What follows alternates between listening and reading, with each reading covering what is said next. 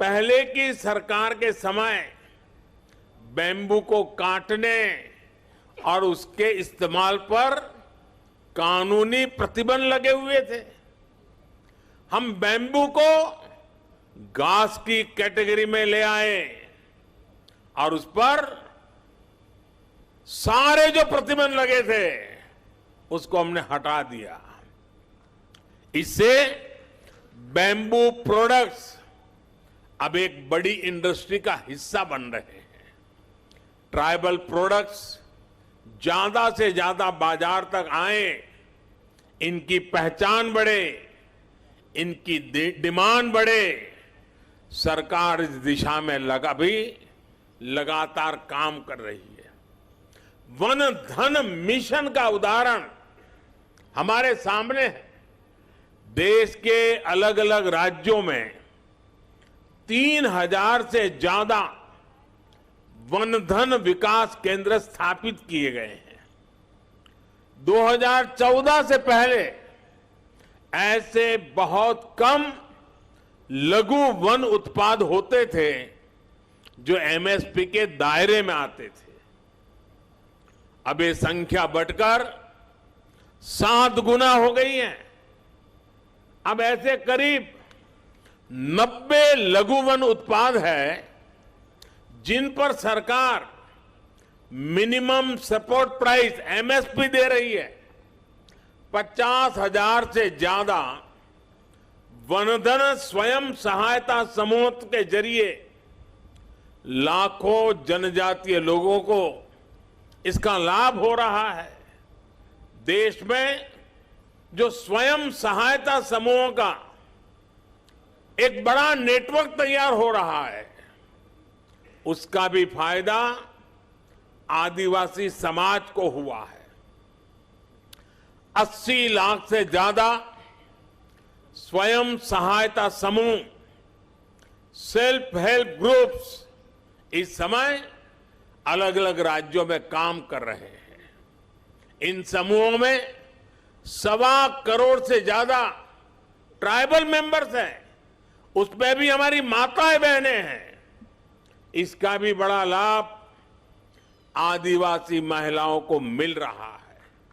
भाइयों और बहनों, आज सरकार का जोर जनजातीय आर्ट्स को प्रमोट करने, जनजातीय युवाओं के स्किल को बढ़ाने पर भी है। इस बार के बजट में पारंपरिक कारीगरों के लिए पीएम विश्वकर्मा योजना शुरू करने की घोषणा भी की गई है। पीएम विश्वकर्मा के तहत आपको आर्थिक सहायता दी जाएगी, स्किल ट्रेनिंग दी जाएगी, अपने प्रोडक्ट की मार्केटिंग के लिए सपोर्ट किया जाएगा। इसका बहुत बड़ा लाभ हमारी युवा पीढ़ी को होने वाला है। और साथियों, ये प्रयास केवल कुछ एक क्षेत्रों तक सीमित नहीं है। हमारे देश में सैकड़ों आदिवासी समुदाय हैं।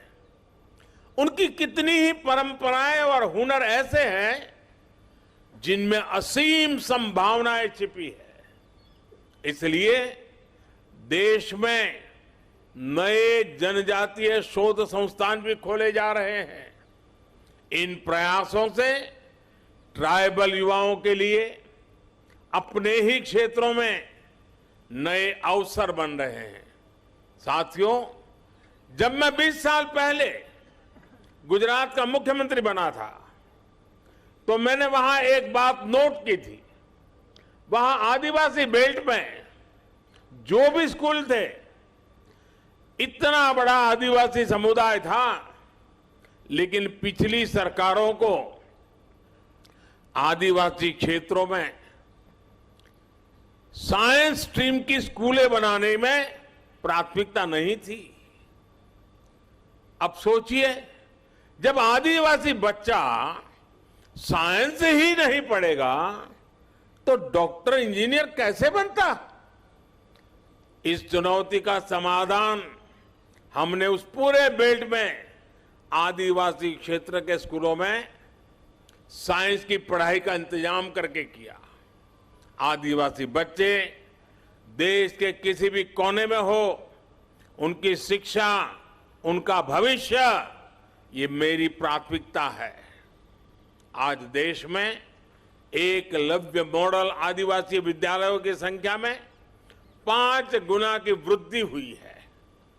2004 से 2014 के बीच 10 वर्षों में केवल 90 एकलव्य आदिवासी स्कूल खुले थे, लेकिन 2014 से 2022 तक इन 8 वर्षों में 500 से ज्यादा एकलव्य स्कूल स्वीकृत हुए हैं।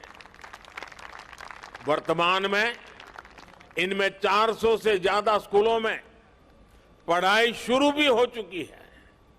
1 लाख से ज्यादा जनजातीय छात्र छात्राएं इन नए स्कूलों में पढ़ाई भी करने लगे हैं।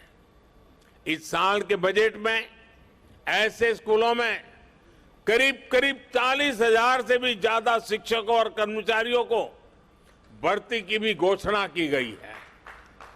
अनुसूचित जनजाति के युवाओं को मिलने वाली स्कॉलरशिप में भी 2 गुने से ज्यादा की बढ़ोतरी की गई है।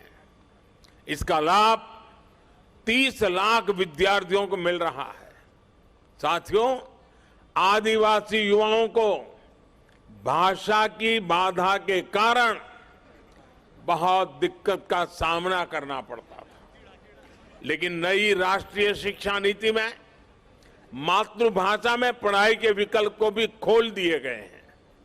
अब हमारे आदिवासी बच्चे, आदिवासी युवा अपनी भाषा में पढ़ सकेंगे, आगे बढ़ सकेंगे।